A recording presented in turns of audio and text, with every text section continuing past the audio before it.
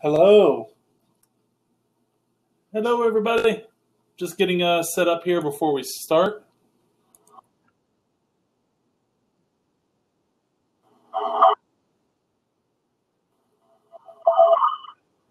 Yes.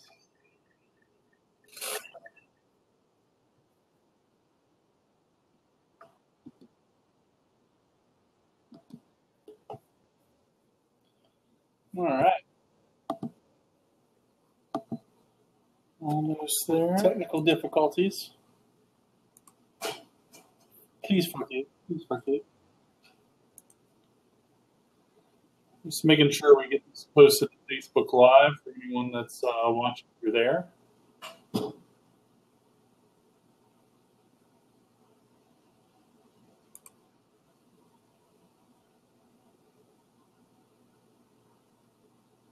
All right.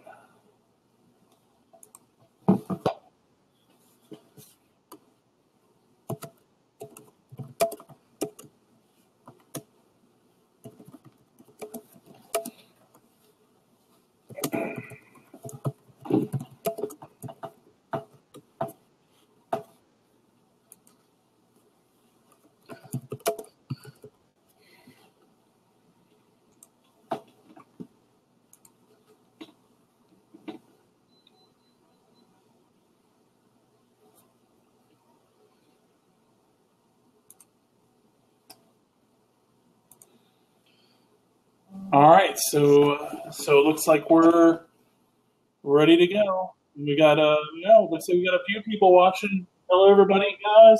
I'm Jonathan. This is my cousin Daniel. He's been a big reason that Panzer Attack is coming to you on this Kickstarter campaign. So thank him for this. We're here tonight to walk you through a game of Panzer Attack and answer some questions and basically let you see a playthrough of the game. So we're going to get this off of our ugly mugs and get you down to see the game here. Thank you for the lovely introduction there, my friend, Jonathan. Anytime, anytime. All right, so what you're seeing right now, guys, is the territories laid out. So we went ahead and we got the territory part out of the way. We drafted territories. We set up our game board. I was the first one to lay down territories, and I am playing the Soviets this game. These are mine. They're pulled towards me a little bit. That's how I know they're under my control. And Daniel's are pulled towards him. Yes, the nice little movement there. So that we got that out of the way. The way, and just to quickly explain, the way it works is after you draft territories, once you want, if I'm the Soviet player, then I'm going to take the Soviet capital, in this case Moscow, and Daniel would take the German capital of Berlin.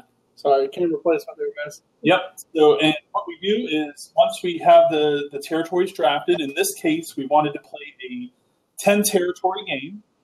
You can basically choose how big a game board you want to create when you play. So we chose 10 territories, 5 each. Once we chose the 5 we wanted, we then started laying them out from the middle, from the front line, the line that divides control. I started with this one, the Western Bug River. And then Daniel started with his, the Moscow defenses, and we move out. So this is non-historical in terms of how these cards are laid out. We just basically laid them out in a more or less random fashion, the way we best thought we wanted to defend our territory and place our production points. So once we laid out the territories, since I was the first one to lay out my territory, Daniel is going to be the actual first one to play. So the first thing we're going to do to start this game off is we each have our draw decks here. So we're going to draw 7 cards.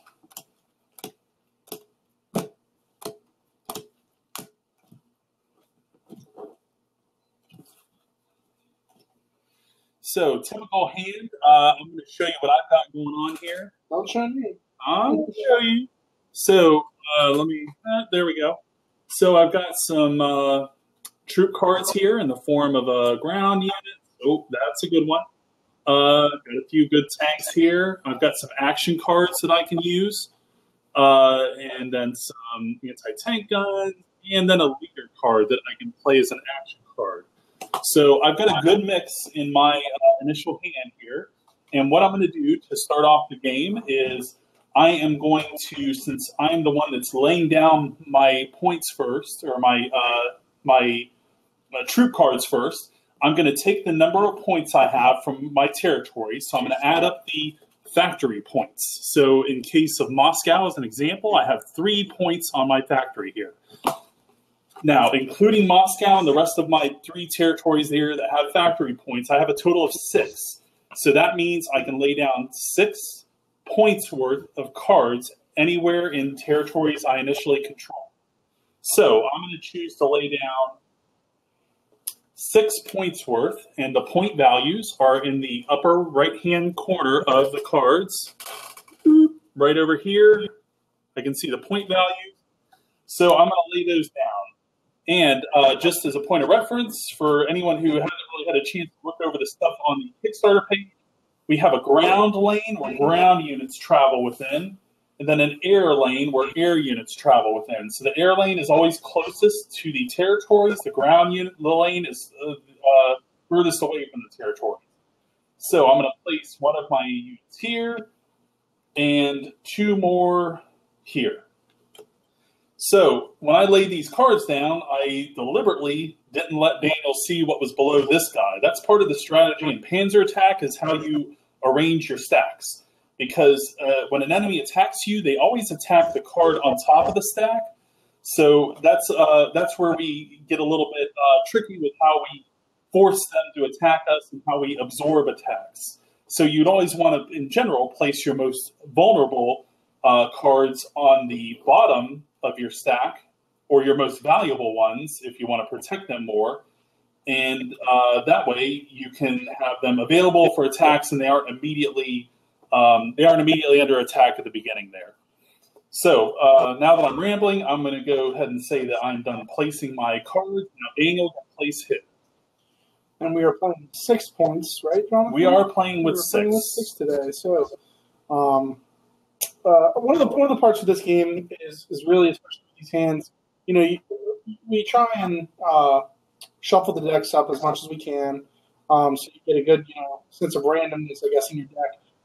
But it does come down to deck builds. I guess when you go and of course in the core game you're going to have the standard deck build, but you can really end up customizing your game the way you want to play the game. If you're a heavier air, you want to be an air marshal as opposed to a guy on the ground.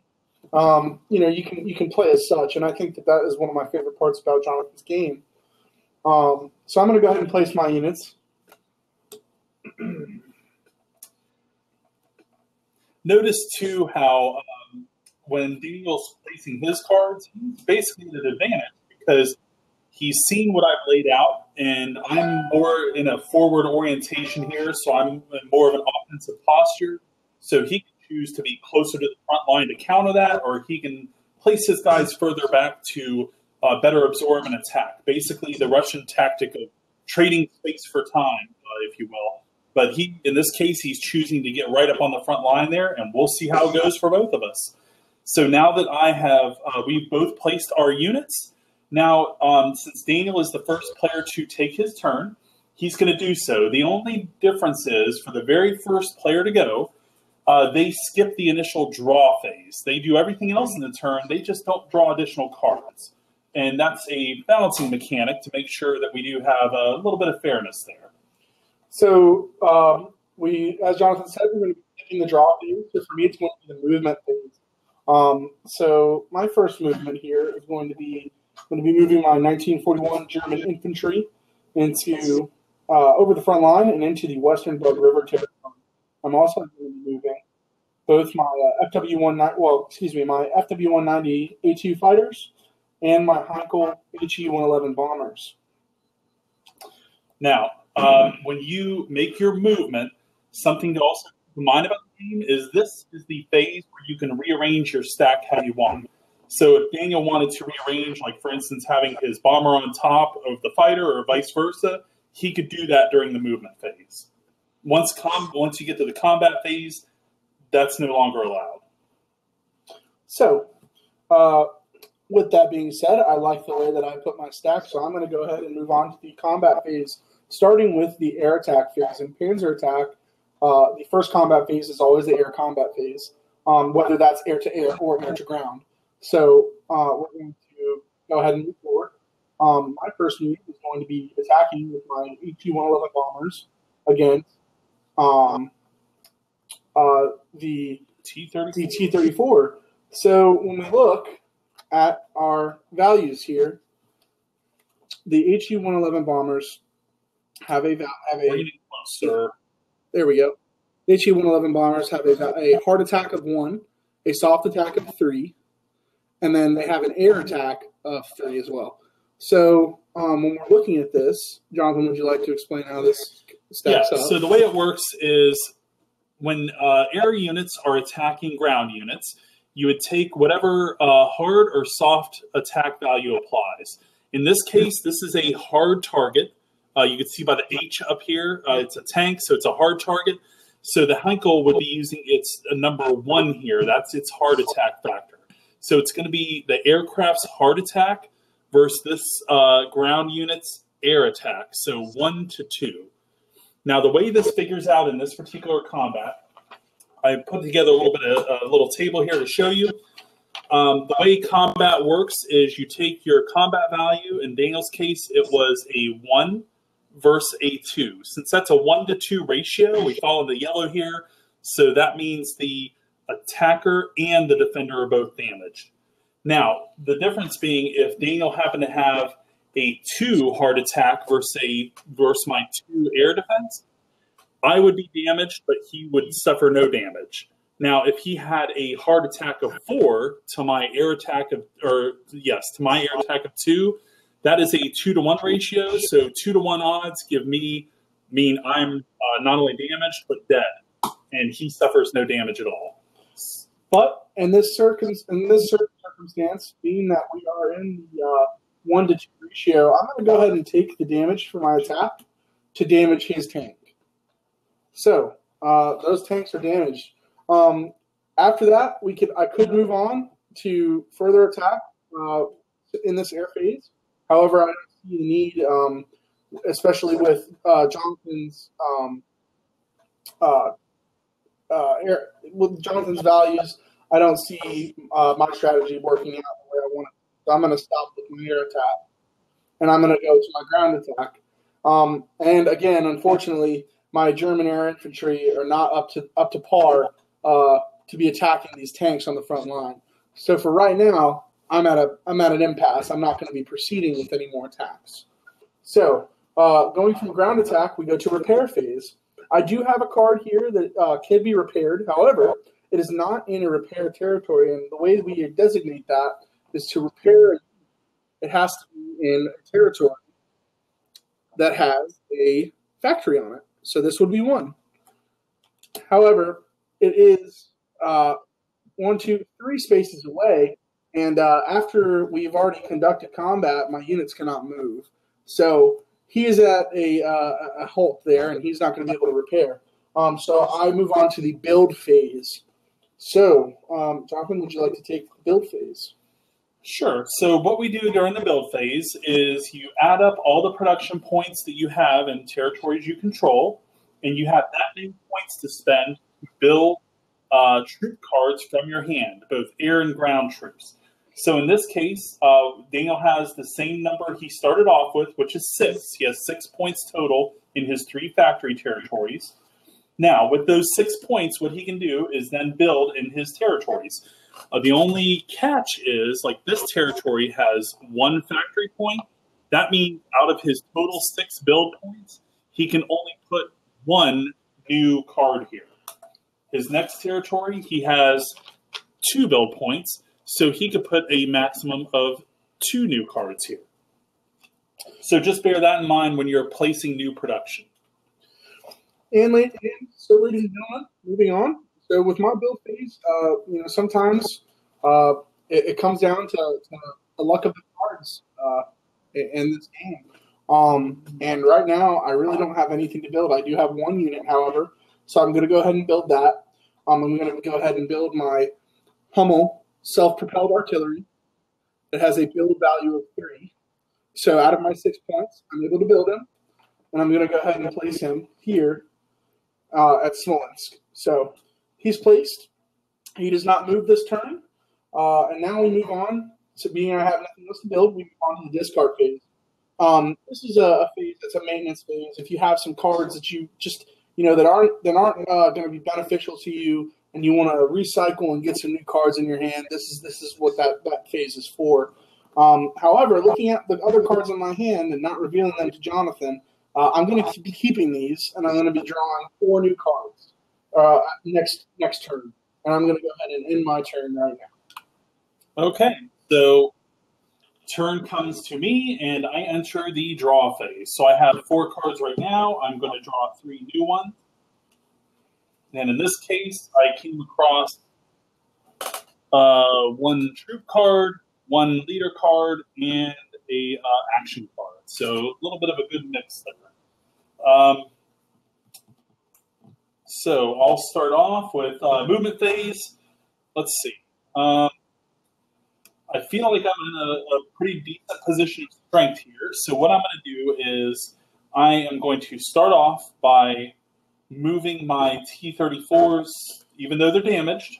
Hold on, Jonathan. Uh-oh. The game of Panzer Attack has action cards and leader cards.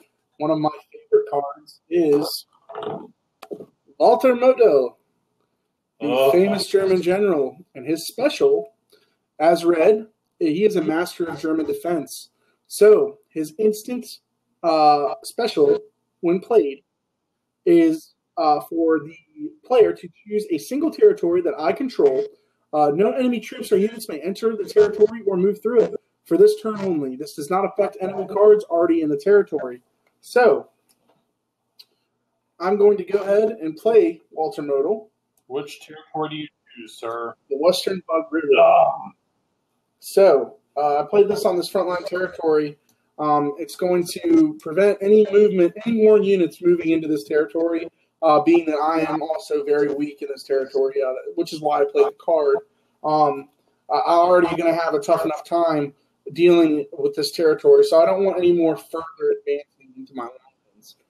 So that's why I went ahead and played Mr. Walter Model. So great card, because not only can I not move into this territory with my other unit over here that's hanging out, I can't move these guys out of it. So that really puts a crimp on my plans. But since they're already there, I can at least make an attack. So I'm going to move into, since I don't have any air units right now, I'm very weak in the air. I'm going to move to ground attack, and I am going to attack with my T-34s, which have a soft attack value of 4 against your defense of 3. So where does that put us? That puts you as damaged. So next guy is my IS-2 heavy tanks. These guys are monsters, so check that out. Check out those combat values there. 11, 9, 10, and 2. So they have, and this is something with the alpha deck. You'll notice the picture is surely an IS-2, but these are not T-34s. So my error, but that will not be the case when we actually move on to the beta cards. So that said, embarrassing error aside, I am going to attack with these monster IS-2s and kill off that German infantry, get him out of there. So that's all I can really do in terms of movements and attacks. So I'm going to move into repair phase. Nothing to repair, so I'm going to go into my build phase. Now, I'm in a position here where I've got a lot of action and a couple of leader cards. I don't have a whole lot of ground units. So that's got me in a bit of a position of weakness. I've got these action cards that aren't doing me a whole lot of good right now. So what I'm going to do is I'm going to build what I can. I've got 4 points worth, and I'm going to get them all on the board. My nearest territory to the front line, it has 1 factory point, so I've got to make that a good choice because I only get to put 1 new unit there. So I'm going to put my sappers there, and in the next territory behind it, which is also factory territory, I'm going to place my anti-tank guns. With that being done, I'm going to go into discard phase, and what I'm going to do is get rid of, let me think here, I'm going to get rid of 3 cards. So I'm going to discard 3, And turn to you, sir. All right. So, picking up where we left off, I have 2 cards in my hand. That means I'm going to draw 5. Just a little bit of math there for everybody. So I want to note while Daniel's taking a look at his new cards here, if you have any questions throughout, I can't see them if you're watching through Facebook Live. I'm not watching that stream. But if you're on Kickstarter, we do see if you type us questions or anything. So please, if you have a question, I don't like just hearing us thrown on. We want to be able to answer stuff for you. So please interrupt us and ask. Questions about the game or anything. Anything that you desire, please ask. Anything goes. So, with that being said, I drew a fantastic hand here, notwithstanding what I already had. But as you can see, if I go ahead and show you, I'm going to look away. got some little armored units in there. Something that I desperately need. You guys can see my playing board is short. I have 1 artillery unit in play. But as far as any other ground units, I'm kind of out of luck. So we'll see what I can do for this turn to turn it around in favor of the Fairmont. So with that being said, movement. First and foremost, I have this guy. He's out here damaged. He's alone. He's afraid. So we're going to move him back. Aircraft have a movement of 4. That's correct, sir. 1, 2, 3. We're going to move him here. He's going to stay there, and when the repair phase comes, I'll be able to repair that unit. Right you are, Ken. So, I'm going to go ahead and move on with movement. I'm going to move this so-called artillery forward 1. Actually, believe mechanized units move 2, so I can go ahead and move them 2. Right. Yes, just to clarify for everybody, tanks and mechanized units can move 2 territories per turn. Everything else on the ground moves 1, and then air units can move an awesome 4. Now, the cool thing is the movement rates can be modified through actions and leaders, so there is a little bit of magic that can happen there during a turn. So players on the defense have to really plan accordingly. Nothing is for certain in this game, and things can change on a dime. So, with that being said, I really have no attack move here that I'm willing to participate in. However, no, nothing that I'm going to do today. So I'm going to go ahead and move on to my repair phase. I'm going to be repairing my Heinkel 111s here. They are now repaired. Something else to keep in mind is that they are on a factory, so Daniel can certainly repair them. Now, the only catch with repair is you cannot repair a unit that's entered combat during that turn. Being that he only moved, he can repair, and he's cool to do that. So move right along, sir. All right. I've repaired that unit. I'm going to move on to my build phase. Again, we're playing with 6 build points today, which makes me a very happy young man, being that I could put in a massive amount of units out of my hand. So I shall do so. Starting with Panzer IVs. Ooh, nice. I'm also going to be placing 1 unit of my Gerbsjäger Mountain Infantry, and then another unit of Panzer IVs and a unit of Panzer IIIs. That's massive, sir. So I have some armor on the board now. Granted, right now they can't do anything, but we'll see in turns to come how they fare. With that being said, I'm going to go ahead and discard this unit, and my turn is over. All right, so I've got 2 cards in hand, so I am going to draw 5. 1, 2, 3, 4, 5.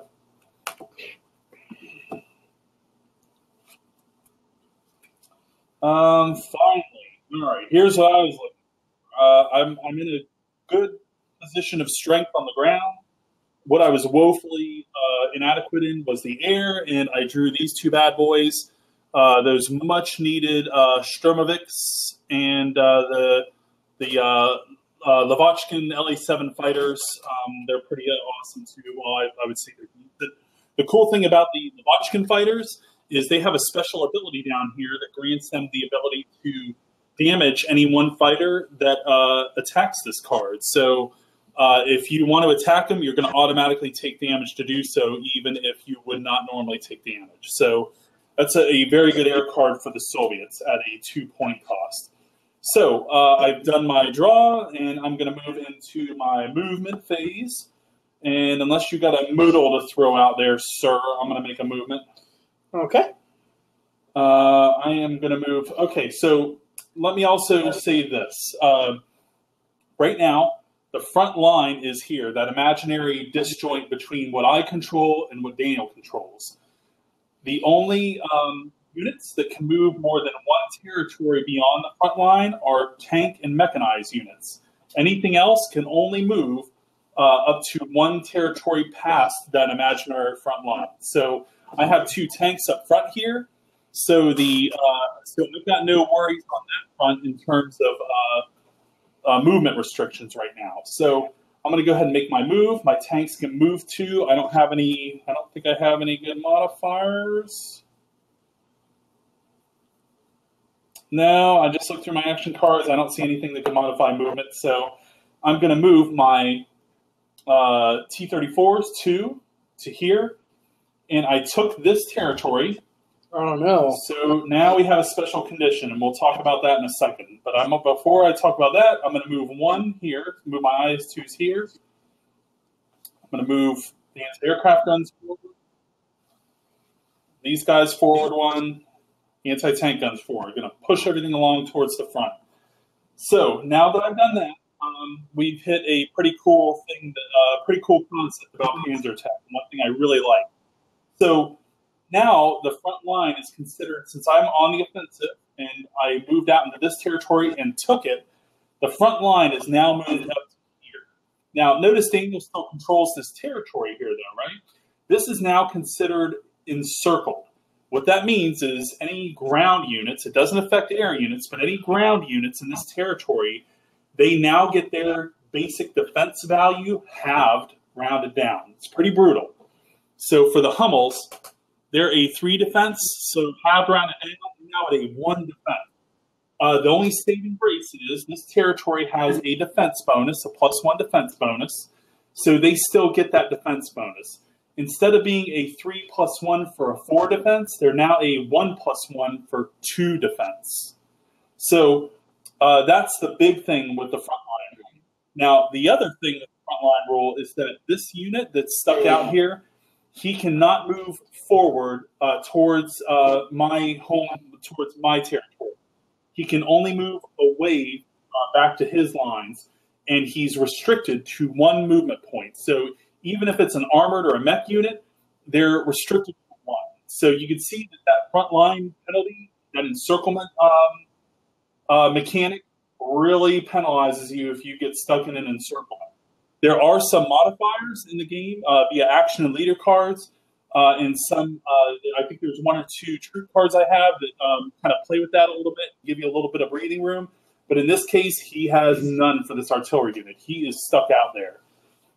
So what I'm going to do is I'm going to attack with my IS-2s, which have a 9 soft attack versus modified 2 defense. They are blowed up, sir.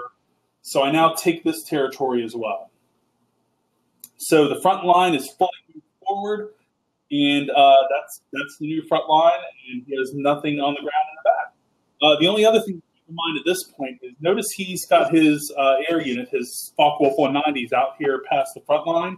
He can do that. The only thing is if at the beginning of your turn you have an air unit that's more than 4 territories away from the front line, they are automatically destroyed. So if his Focke-Wulfs were actually over here in this territory, they would be destroyed at the beginning of his turn. So just bear that in mind too. All right, so with that said, I think I've over-explained that enough, and I'm going to go into my build phase. So I've still only have 6 points. I captured some territory, some defensible territory, but it stinks because I didn't capture any of his production points. So I'm going to go with my 6 points and put down. The first thing I want to do is put down my Red Army Scouts. These are a 1 point cost troop card. These are pretty cool because even though their basic combat values aren't that great, I can place them in any territory I control, even one without a factory. So since I have this damaged T-34 hanging out here on the way out towards the front line, I don't want to leave him too exposed, so I'm going to put the scouts on top of him to protect him as much as possible. That said, the other 2 cards I'm going to lay down are my air cards I was raving about getting, and I'm going to place them back here. Now, I could place one of them here, but I don't want to leave these Sturmoviks hanging out on their own with this nasty guy flying about. So I'm going to keep them back here escorted. And with that, I am... You know what? I'm also going to do one more thing. I am going to play my Alexander Pokrishkin card, my leader card. So the cool thing about Mr. Pokrishkin, if you ever read about this guy, he's really cool. I'm not going to bore you with that right now. But what his special ability gives you is all Soviet fighters under my control get +1 air attack. And the only catch is I have to discard him when no fighters remain under my control. So he's considered a persistent leader card. So I know you can barely see it, but I'm going to place him on the board, sort of towards the end of the board here, so we know that he is in play. So my Pokrishkin, he's in play now, and so my LA-7s, as long as they are living, and any other fighter I've got is +1 air attack, so he's now sitting in an 8, which gives him a little bit more parity with Daniel's air. So now that I've laid down my builds, I'm going to do discard, and in this case, I'm going to keep what I have and turn to you, sir. All right, so starting with my turn, Jonathan definitely advanced, as you can see. He's on the brink of stepping into some of my production points here, so I have to do something about that, and I have to do it this turn because, and I will attest to you, and playthroughs that we've had, a game can end very quickly if you do not have any ground forces to protect your factories. So I'm going to go ahead and draw. I'm going to draw 5 cards. 1.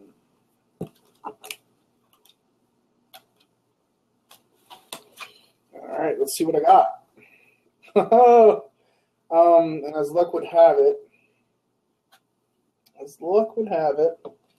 I drew a bunch of action cards. Now, again, we did shuffle, but this is the luck of the draw again with this game. If you organize your decks a certain way, you're gonna pay the price in certain hands.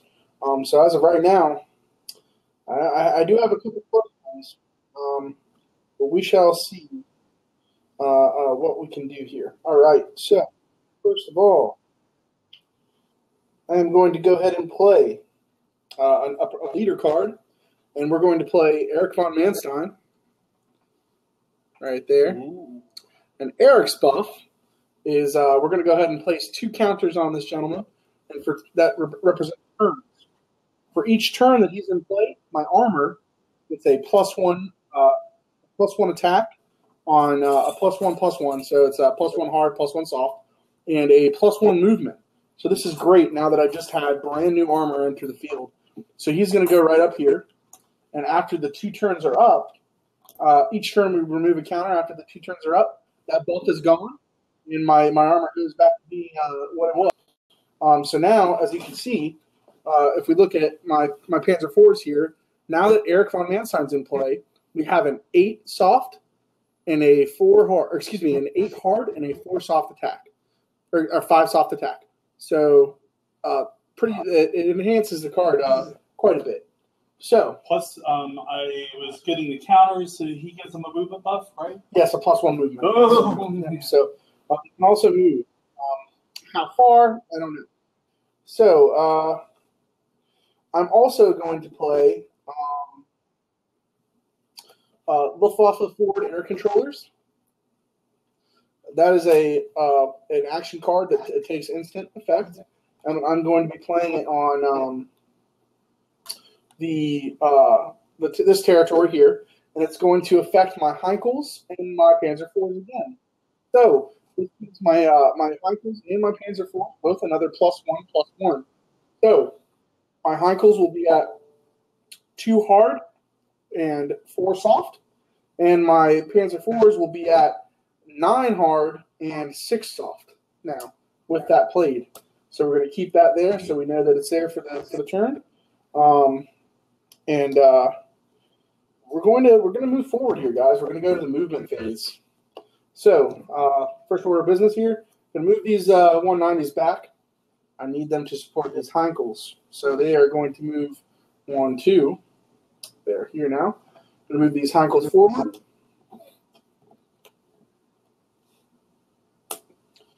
We're going to move all armor gets a +1 movement, and armor already has a 2 movement. So we're going to move these gentlemen 1, 2, 3.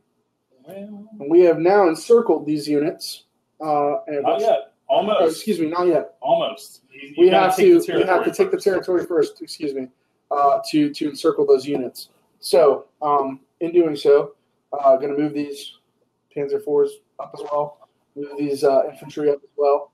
All right. So my movement is done. We're going to move on to attack. So for my first order of business for my attacks, again, these Heinkels are now buffed.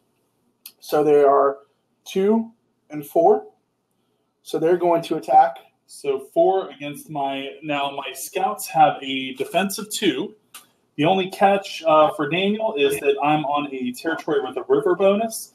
Now, something I also want to show you briefly is this territory has both a river and a defense bonus. Since it was initially under Daniel's control, if I capture it from its original controlling player, it loses any artificial bonus. So it loses the defense bonus, but rivers don't just go away, so it retains the river bonus. So instead of getting a +2 defense on this territory, I only get the +1 for the river. So my 2 defense scout is a 3 defense unit. 3 against your 4 means I'm damaged and you suffer none, sir. All right, and we're going to go ahead and we're going to press on here with this attack with these Panzer IVs that are now a 9/5. So he's dead on that point. Now, an important thing to note, some people, especially in this case, we have these tanks that are damaged. Some people are probably going to ask, Daniel, press on. Well, unfortunately, once a unit attacks in this game, they've attacked for the turn. So this unit is not going to be able to be OP and also take out this unit right now. However, I might have something up my sleeve later on for that. So we move on to more combat. So right now we have these IS-2s right now. Now we can look at our values here. Even with the buff, these Panzer IIIs, they're 4 and 5 now. Doesn't help. So are these just +1 or are they +2 because of the forward air? No, they weren't in the same territory. Okay. All right. So yes, the forward air controllers at this point are out of play because both units that they affected at the beginning of the turn have attacked. Okay. So that is out of play. So now with this Eric Weinstein buff, these Panzer IIIs are still going to just be out of reach. We're not going to really do much damage to these IS-2s. Yeah, he would not be able to make that attack. Now, if Daniel was a 5 hard attack against my 10 defense, he could have made that attack and damaged himself to damage my unit. But since he is only at a 4, he would not be able to make that low odds attack. Oh, well, it's funny you mentioned that, Jonathan, because I believe my Panzer IVs will be able to make that attack. So to damage myself in doing so, I do. I'm going to go ahead and make that attack. And we've done so. So now he is damaged, I'm damaged. But to protect that damaged tank, we're going to have the Panzer IIIs on top because who really cares about them? Just kidding. Not really. So, as of right now, I believe I've conducted all the attacks that I want to make for this turn. And I'm going to go ahead and just look through my deck real quick. Paying attention counts because I would have had a card that might have done the trick and helped me knock those IS but for right now, I'm kind of stuck. So Daniel is going to. I'm going to discard a card. Well, before that, I'm going to go move to the build phase. I have nothing to build currently, so I'm going to move on to discard. So I'm going to go ahead and discard this card right here. Keep the 4 that I have, and we're going to go ahead and have that'll be the turn. All right. So I just want to, before I make my turn real quick, I just want to let everyone know, for any of you watching live through Kickstarter, please don't hesitate to ask questions. We've got the chat up and we can see it. So if you've got something you want to ask, please just go ahead and let us know. And thank you for watching as well, guys. We really appreciate all those support that we've been getting throughout this campaign. It's just beyond words. We're more than happy with the success of this Kickstarter campaign, and with so many days left to go, and so many stretch goals that are getting broken and just ready to be ready for us to make more. You guys are really the backbone of this game and this movement. So thank you very much for watching. Yeah, Daniel couldn't have said it better. Yeah, thank you very much for watching. And I just want to reiterate, I've probably said this more times than anyone wants to hear, but I sincerely appreciate you guys who are backers of this game. This is a really passion project for me that I've been working on since high school, and I love it. I believe in it. I think it's fun. I think you will think it's fun. Hopefully, while you're watching this, when we're not talking, you think it is. So with that, I'm going to get on. 4 cards, 5. We talk a lot because we're excited. Yeah, we ramble. But again, ask questions if you have them, guys. If you're on with us. All right, so I pulled a couple of interesting cards. One of them I pulled is a unit card. Finally got one of these. These are pretty cool.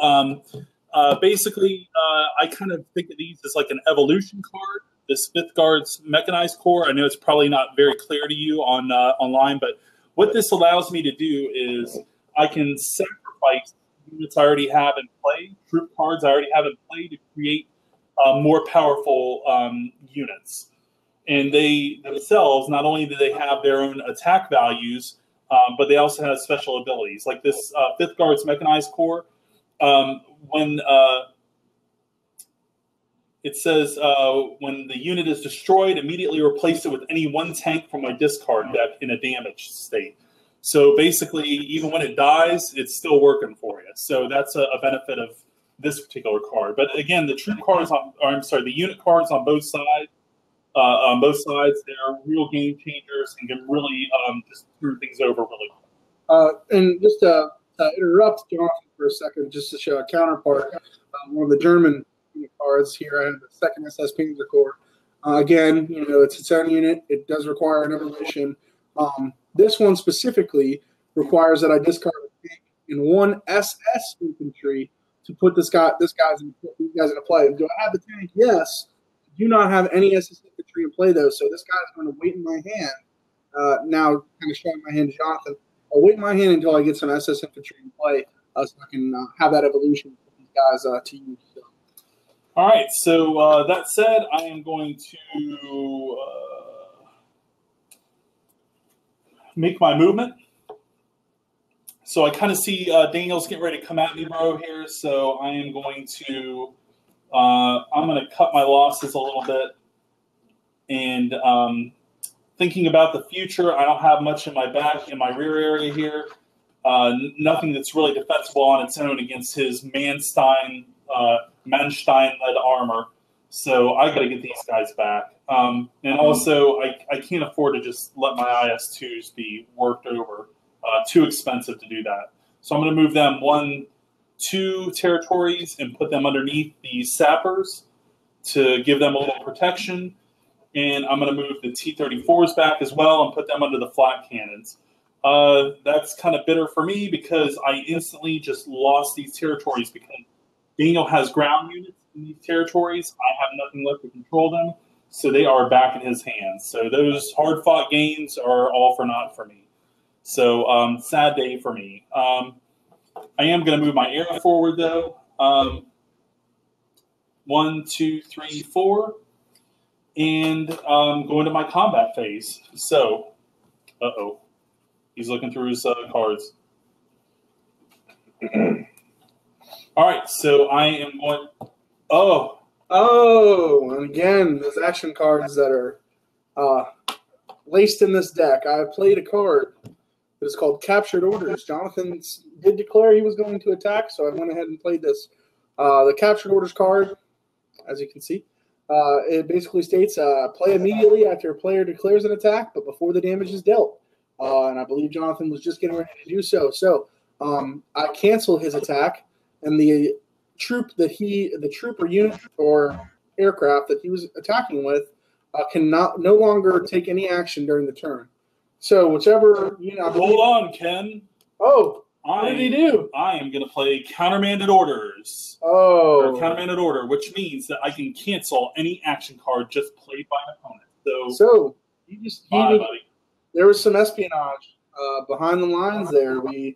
He just countermanded my Captured Orders. I guess he went and got the Captured Orders back, but now he's going to Sorry, buddy. Yeah, go ahead. So this is great because it allows me to proceed with my IL-2 attack, which IL-2s have a hard attack of 3, which is great against every ground unit in the game. It's not enough to outright kill some of the heavier stuff or the units that you can evolve into from the ground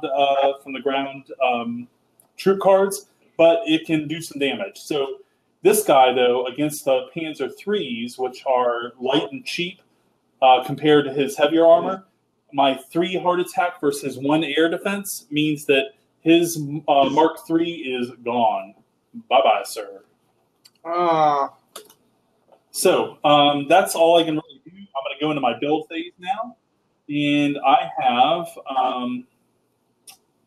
let's see, I have 4 points worth of, I have 6 points to work with total still. I only am going to spend 4 points worth, though.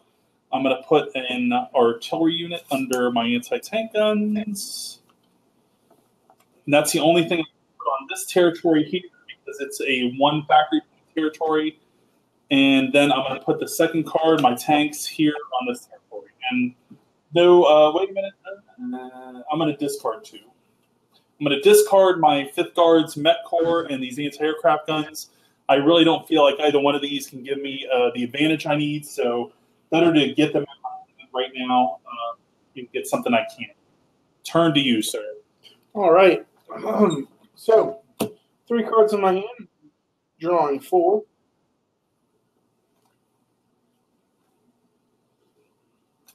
Oh, now. Oh, man. Ladies and gentlemen, this is good. So.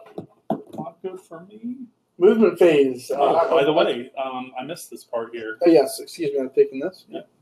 So the front line has changed. All right. So, guys, I've drawn a pretty darn good hand. And it's going to be great. It's just going to be great. So to start the hand off, before I do any movement, first of all, you got to remove a token from Manstein. Sorry, excuse me, guys. We're going to remove a counter from Eric von Manstein here, and so that counter is out of play. So this is going to be the last turn, and I have that buff. So to start the turn off, guys, I said explained to you about the SS Panzer Corps. I didn't have an SS infantry unit in play, so I can't use that surprise. However, that does not say anything about me using the GDR, the Großdeutschland Regiment, or Division, excuse me. So, to put these gentlemen in play, I'm going to sacrifice 1 Panzer IV and 1 infantry unit, which is what the card costs. So, first of all, though, before we do that, though, remember, they have to be in the same territory, sir. Oh, well, excuse me. That's the truth. I am not as good on the rules yet, like Jonathan is being in the game. So I'll go ahead and move. I'll move these guys 1. I'll move him 1. Discard. Yep. So you meet the conditions to build the Großdeutschland. So they're a little bit further back from the front, but that's okay because they haven't moved yet. But they're not going to be able to move this turn anyway. Yep. So I'm going to move this guy back. 1, 2. He's going to be in Smolensk, which is a factory territory, so I'm going to be able to repair him later on. As far as my air goes, I'm not. There's really right now I'm in a regrouping stage here. So what I'm going to do is I'm going to move my Heinkels back to the factory, and I'm going to go hunting. I'm going to go ahead and move my 190s here. And they're going to go ahead and have a dogfight here with these with Oshkin LA7s. So you have an air attack of 9 versus my 7, which means normally you would not be damaged in this attack, but with my special ability, you're damaged as well. So give damage to take damage. I'm okay with that. So we moved to ground attack. I really don't have anything right now to use ground attack. I'm kind of regrouping in this area over here. So as of right now, that's it. So we're going to go to the repair phase. I do have one unit that is eligible for repair, my Panzer IVs. So he is going to stay there. Excuse me. He's going to stay there. So repair phase, he would still be on the bottom, though. Oh, yep, that's right. Yep. Since just to reiterate, Daniel would not be able to reorganize this stack because it's not the movement phase. So now that that's over with, I'm going to go to build. Looking to see what I can build. While Daniel's figuring that out, I just want to say that I'm a little worried and surprised that no one has any questions. That's either a really bad thing for my game or a really great thing. I don't know which yet. Time will tell. Even a smiley face would be encouraging. Please something. Hello. I do have something to build, and I'm going to go ahead and build it. I have all 6 of my build points, and the unit that I'm going to be building today are the King Tigers. Bring it up close, man. Yeah, you guys got to see this card. It's one of my favorite cards. The King Tigers. Look at those combat values. Nasty. So, combat values, nasty. Great looking card, right? So these guys were notorious for mechanical problems and issues during the war. I don't know if you guys have read up on these tanks, but so Jonathan's evil idea to bring these guys into play is before conducting movement with this tank, you have to flip a coin. And if it lands on heads, you move. If it lands on heads, if it hits tails, you're stuck. And that just plays into the fact that these guys, like I said, had a ton of mechanical issues during the war. Really cool way to incorporate that into the game. Yeah, it's something where in terms of the game, it's of course, this isn't an exactly historical game. There's a level of abstraction. And I did build some fun things in the game that give you a little bit of historical flavor like that. And that just brings me to a quick point where part of what I liked about Panzer Attack is back when I made this in high school, one of my best friends, Dan, he and I used to actually play this in history class. And my history teacher at the time, he's unfortunately now deceased, but he was cool enough to actually let us play this game in class that I made on 3x5 cards because it was a history game. So it was kind of cool because it actually got my friend a little bit more into World War II history, and he actually learned a little bit about it, and that kind of made me proud. So long story short, I like the fact that this game might actually drive you to learn a little bit more where you don't know something. So there you go. So there's a coin for you, sir, to flip for when you need to move. All right. So I have a nice little quarter here. Standard edition. All right, so guys, I built everything that I can build as of right now, you guys. So right now, we're going to move on to discard. I have some cards here. I believe I'm going to be discarding the SS Panzer Corps this is either going to hurt me or help me in the long run. I need some room. I have cards that are very much worth having in my hand. However, this is not an immediate gain for me, being I have no SS infantry in my hand whatsoever, and I don't know where they lie in the deck. So I'm going to go ahead and discard this second SS Panzer Corps. So something else I want to mention, Daniel talked at the very beginning of this live session about the fact that the cool thing about Panzer Attack, and something I like too, is that you can customize your deck before you actually play to put more of certain types of cards that you like into the deck. In that case, the second SS is a great card to have in your deck, but it doesn't really do you any good if you can't really draw the prerequisites. So if you prefer to build a deck that more supported building those kind of unit cards, you can certainly do that. All right, and with that discard, I'm going to go ahead and end my turn. Jonathan. All right, so I'm going to draw 5, 4, 5. All right, so a little bit of a mixed bag here. I got another action card, a couple of air troop cards, and another leader. So not really what I was looking for. I was looking for some more ground action here. But that said, I'm going to go with what I have. So Daniel has a position of strength here that is worrying to me. Bringing those Koenig's Tigers in, that's going to wreck my day. So if they can move. If they can move. If not, they're just a static defense. So what I'm going to do is I'm going to go out on a limb here, and since I have nothing really on the ground right now that can counter those monsters, even if they can't move, I'm going to get my Sturmovik into the fray. So I'm going to move them forward. I'm going to leave my LA7s here, and I'm going to move forward this stack and keep it intact. This infantry will move forward. I'm going to move this tank back while these two non-mechanized or armored units move one forward. And then this tank is going to move 2 territories forward. With that done, I'm going to make my attacks. First thing is this IL-2 is going to put a little bit of a hurt on your King Tigers or your Royal Tigers. In hindsight, it's kind of silly. It's more of a kind of a silly gesture because he's on a factory territory. He can repair them easy. But that's all right. At least I can say I did something. The LA7s, I'm going to go ahead and I need to get that 190 out of here. That's really bothering me. So with Pokrishkin still in play on the board, he's an 8 to Daniel's FW190's 9.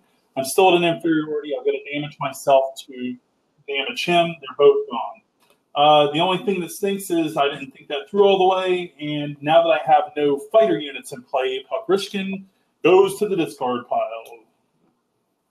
So he is gone.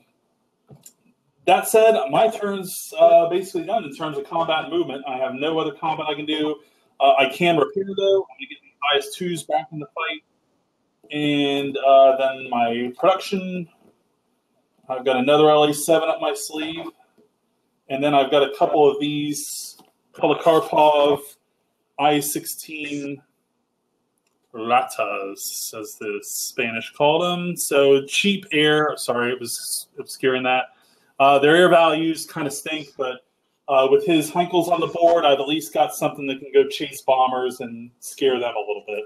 So I'm going to put these fighters in play too. And discard, you know what, I'm going to be silly and say, I'm going to discard. So I have 1 card remaining in hand, which I have Lady Luck, which I'm just going to tell you in front of Daniel, whatever.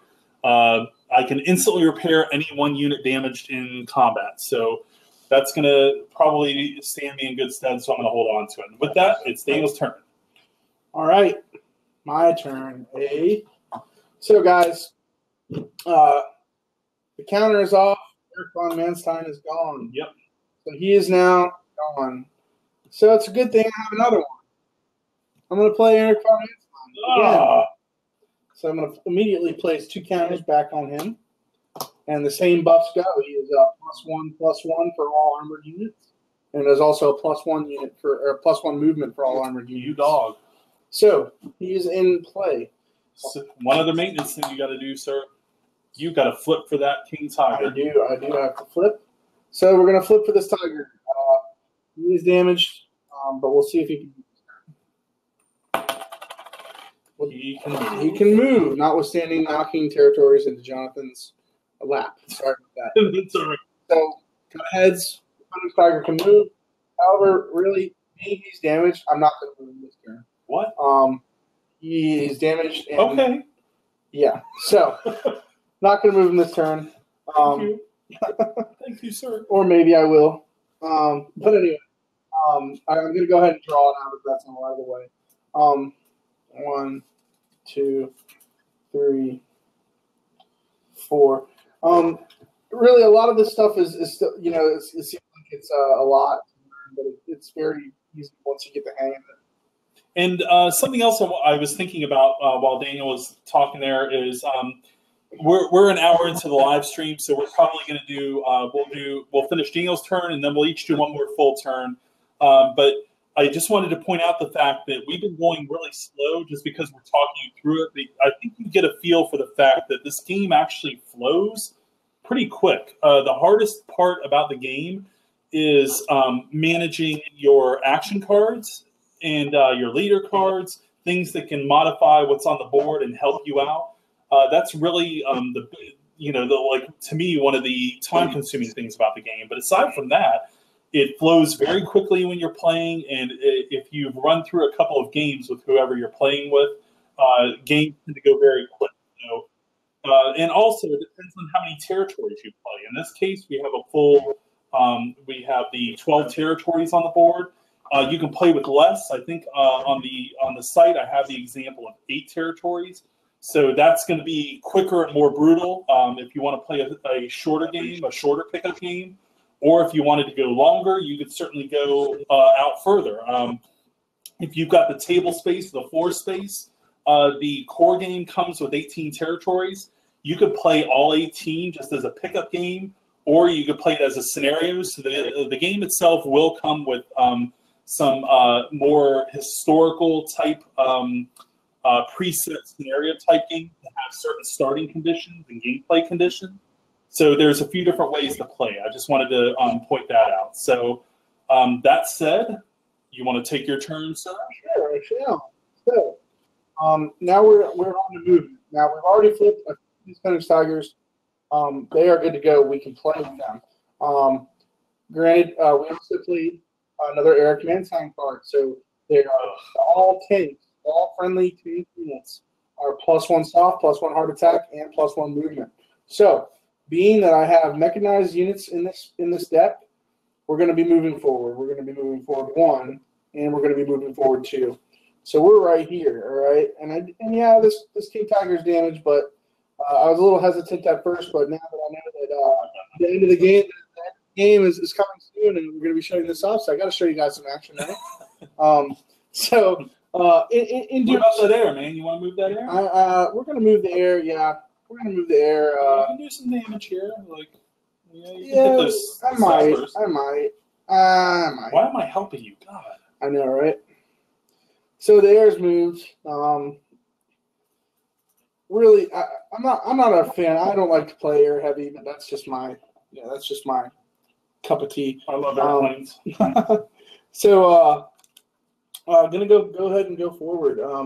Going with air attack first. We're gonna start with these Heinkel bombers. Try and hit these sappers.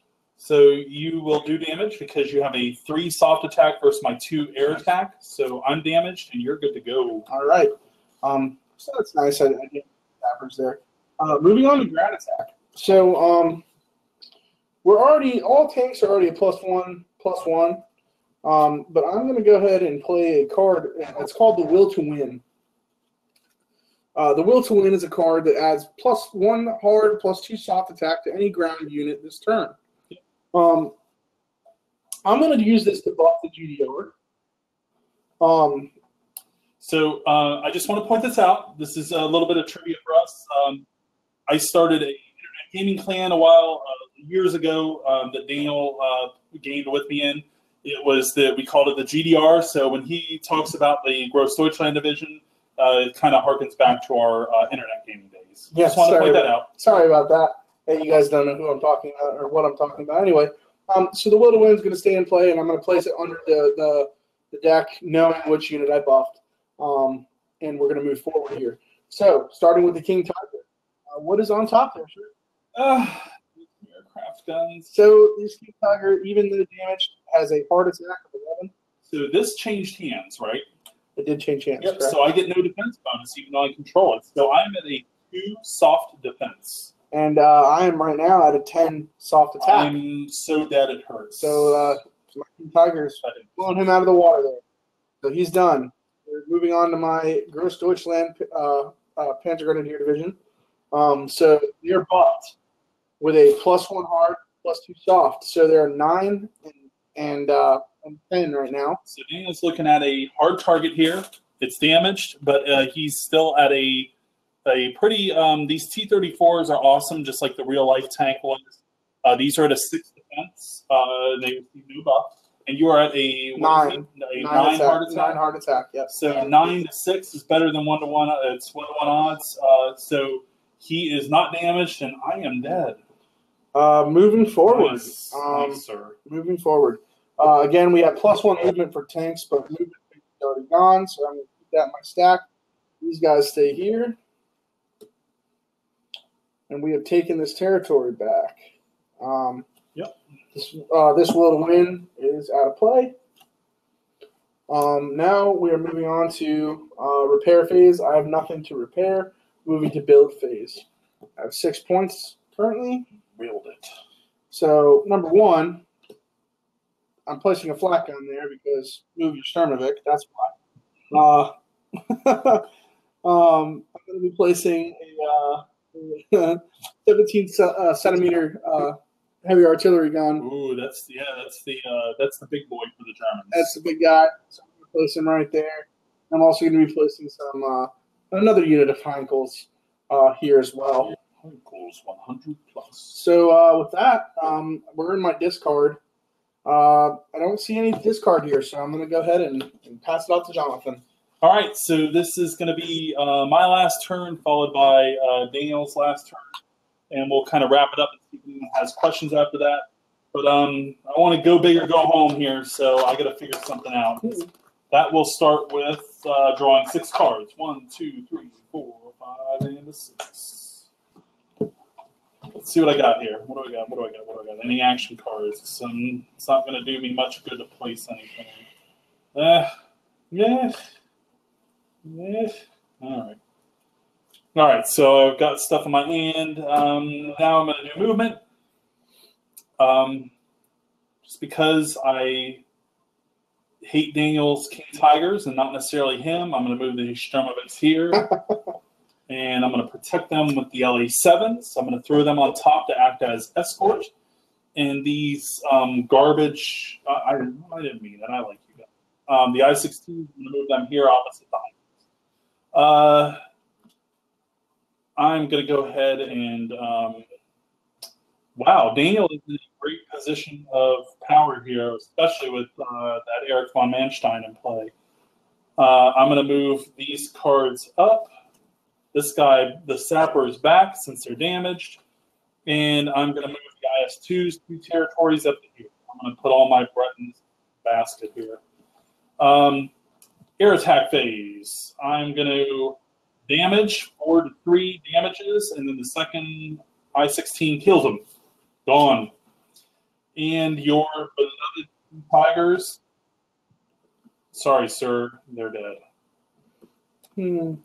But you still got that nasty Gross Deutschland that I'm going to deal with.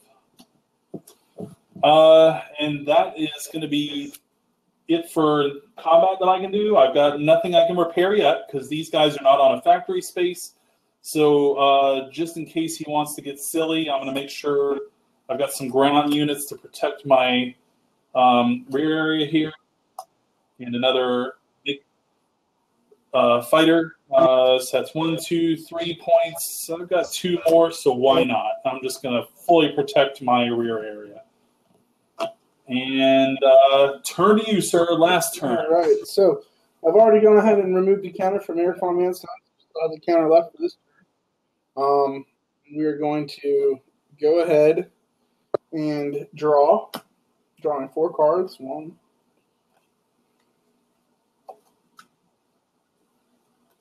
Oh, Never a good I sign. love it. I love it. All right. So, first of all, I'm going to go ahead and play this. Caught on the ground. Caught on the ground is going to be played against the Sturmovik. So caught on the ground allows Daniel to, at the beginning of his turn, destroy any one aircraft of mine of his choice, which, good call, sir. The Sturmovik, the reason I chose the Sturmovik because that's really the only air card that Jonathan has in play right now that can affect my ground units. It's the only one that has a hard attack that I know of in play right now. So that's why I went ahead and played that card immediately. So that card is gone. Good call, sir. Moving forward.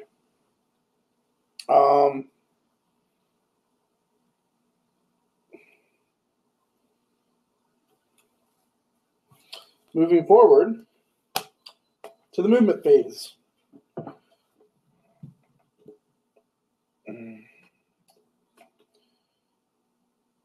These guys are moving forward here. This guy is moving forward here. We're also moving forward here as well. So you're pushing them up. So something I want to make a note of here is the way Daniel and I set up our territories before the game started, that kind of dictated the flow a little bit here. We both opted to protect our factories by placing them far to the rear. Another tactic for a player is to choose to put, like, for instance, I could have put one of my factories close to the front so that I could get things in quicker. But then again, I run the risk of losing that territory and crippling myself for the rest of the game. So again, that's another element of strategy that's built into the game when you're playing a non-historical scenario or a non-rebuild scenario when you're just doing a pickup style game. So that's what that's the other thing I really like about Panzer Attack is you've got so much flexibility over how you want to play the game. I really, it's purposeful. It lets you play it the way you want, and there's still rules to go by. There's still things you have to, rules you have to follow. But in terms of how you set up the game and the pick up and play factor is what I like to call it. You can pick this up. We can take this to anywhere. We can take it to the library. We can take it down the street, waiting for dinner. We can sit and play a game of Panzer Attack. It just all depends on how many territories you want to play. Yeah. I mean, it can be as quick or as long as you want it. That's really where I was driving with. So that's one of the things I really love about this game, and I think you will too. Seriously. All right. So, all right. What do you get? How are you going to murder my guys? Niceties aside, Eric Von Man's sign is still in play. That's giving my teams a +1/+1 still. However, the Gross Deutschland lost their buff, so they're back down to 8 and 8. Yep. And fortunately for me, they're not buffed by Manstein. They're not buffed by Manstein. So we're going to be attacking, starting with the Gross Deutschland. They are at an 8 hard attack. 8 to 10. They would have to damage themselves to damage my mighty IS-2. And I'm going to go ahead and do that, but wait. The Gross Deutschland can ignore damage once per turn. So I'm going to go ahead and do that. They ignore that damage. Coming back in, I have Panzer IVs. The Panzer IVs are buffed 1-1, so that makes them an 8 hard attack.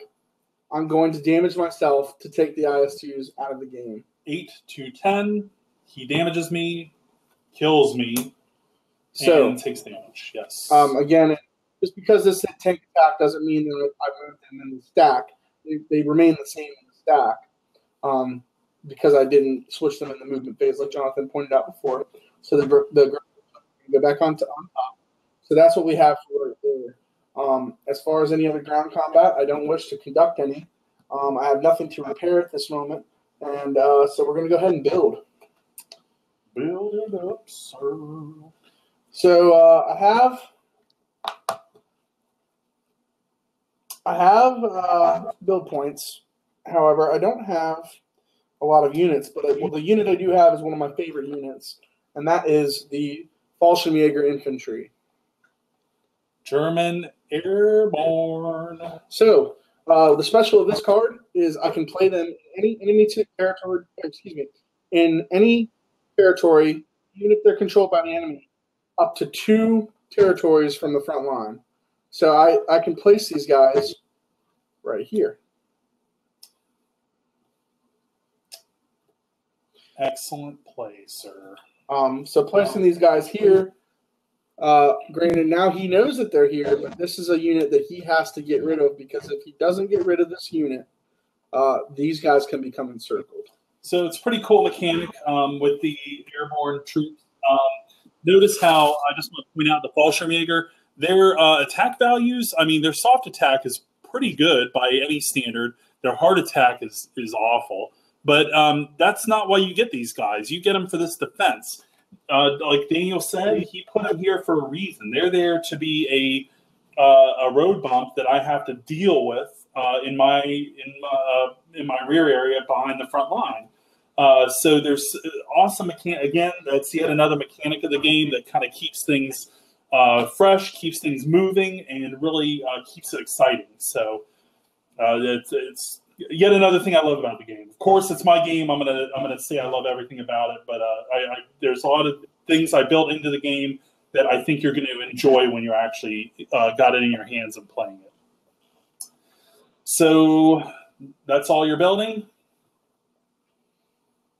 All right. So I think that's our end game state for now. So before we ramble on for another couple of minutes, before we shut this down, does anyone out there in Kickstarter land have any questions for Daniel and I?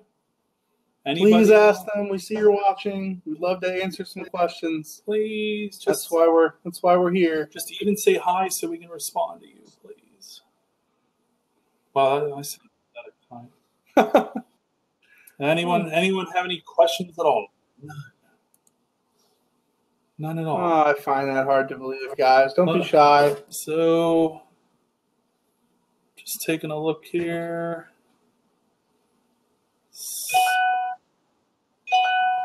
Yeah, I was just looking on the. You didn't really see anything on the Facebook side. All right, so no more questions.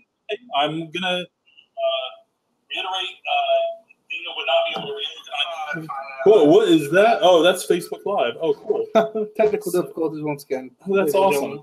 All right, so anyways, yeah, just to wrap it up here, I hope you enjoyed seeing us play. Oh, we have one. Yes, yes.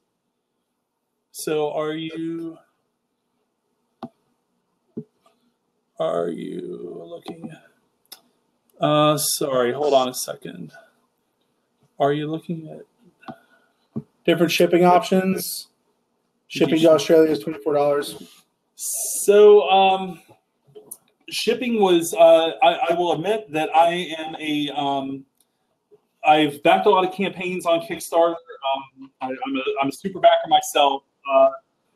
So I've got that experience with other campaigns, both domestic to the United States, where I live, and internationally.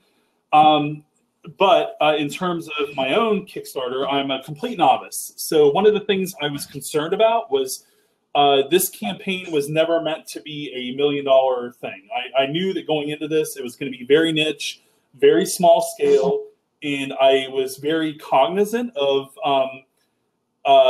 sort of putting myself in a position where I would have to be paying out of pocket, because I wanted to make sure the game was available to people internationally, but I wanted to make sure that I didn't put myself in a position where I was going to have to be funneling out a bunch of money out of pocket just to get shipping done. So unfortunately, I kind of went with an arbitrary value. That said, I can look and see what my options are at this point, since the campaign's already underway. I don't know exactly how Kickstarter handles that in terms of me changing shipping options, being that also I don't exactly know what the shipping will be. One of my options, I suppose, is to look at a pledge manager system where you can be credited for what you do pledge for shipping. And the only thing is, I don't know if there's an easy way or a possible way for me to easily refund you extra. Say if you paid me $24, if you pledged $24 for shipping, and it only, in actuality, the actual shipping cost half that. I'm not trying to make money from shipping. I'm just trying to protect myself in terms of. That said, I see the comment. Yeah, I know. Sorry if I'm rambling, but anyway, the whole point is, I'm sorry if the shipping costs seem a little bit too high for your area, but that's just unfortunately the cost of me being a novice. So, anyways, but we love that you're from Australia. Yeah, and that you're watching our game. Yes, thank you. Thank you very much. So, sorry if I'm rambling there. Just trying to, again, a little nervous here, and I'm just trying to give you the information as best I know it.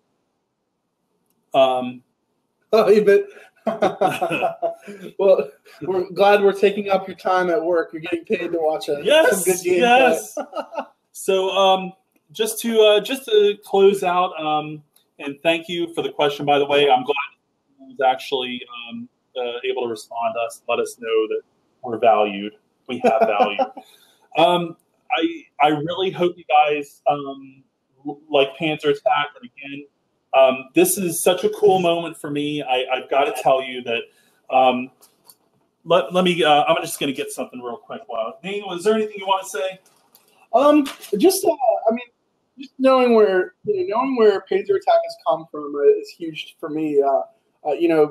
Jonathan and I are first cousins, and since I was a little boy, this is the guy that I've looked up to. And when Jonathan was in high school, like he said, when he says he created this in high school, it's no joke, and he's about to show you. I mean, so these are cards that he designed off of index cards as a student in high school. And to see this evolve from him being 17 years old to now in his 40s.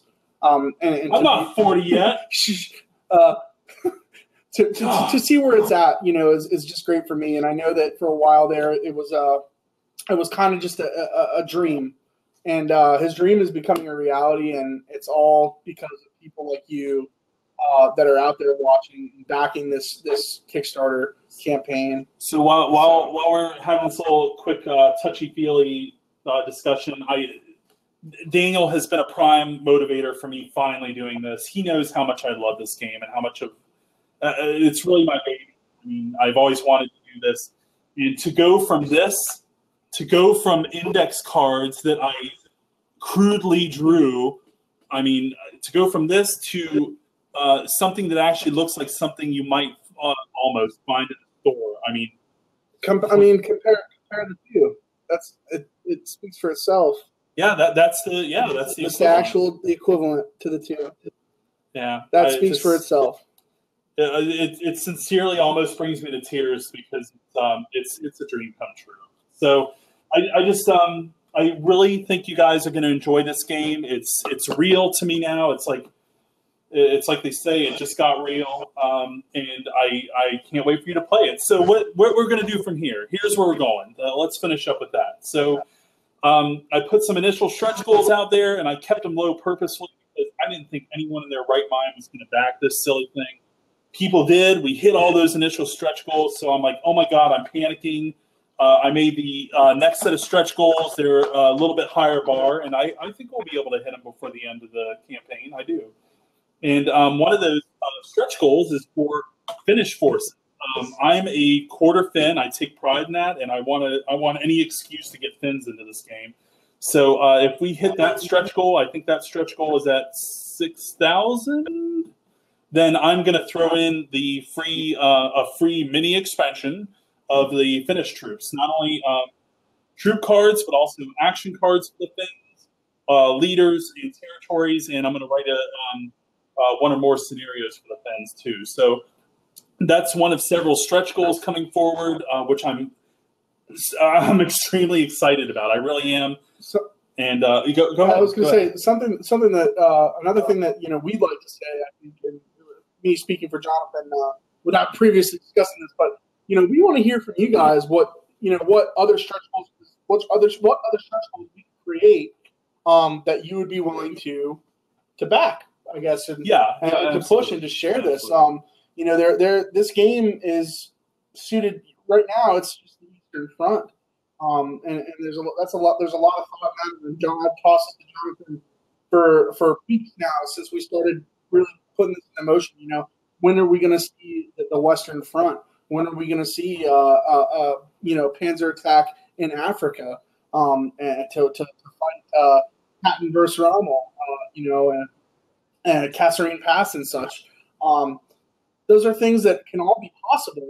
But we need feedback from you, the backer, you, the viewer, because we're not going to put things like that into production until we have suggestions. What do you guys want to see?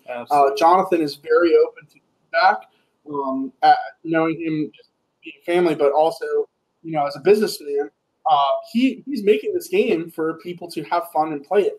So any suggestion as to what stretch goals he can put out there to entice more people in to back this game, this wonderful game, are more than welcome. Any suggestions you guys have? So, and also with that in mind, one other thing I wanted to mention too is that not only stretch goals, but I did have a backer ask, and pardon me, I'm horrible with names, but a backer asked me about posting the rules.